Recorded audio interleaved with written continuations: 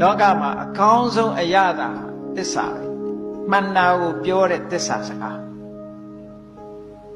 ဘာဖြစ်လို့ကောင်းတဲ့အရာသာပြောတာတော့လို့ဆိုလောကလူတွေဟာမှန်တဲ့စကားကိုပြောနေလို့ရှိရင်နွယ်မြက်တဲ့ပင်တောင်ဆေးဘက်ဝင်နေဆိုမလားဝစီသစ္စာနဲ့ပြောရင်အရာခတ်သိမ်းကိုအကုန်အောင်မြင်နိုင်တယ်ဒါကြောင့်မလို့သူလို့ကောင်းတဲ့အရာသာဘယ်တော့မှဤမသွားဘူးဝက်သားစားရင်ဤသွားမယ်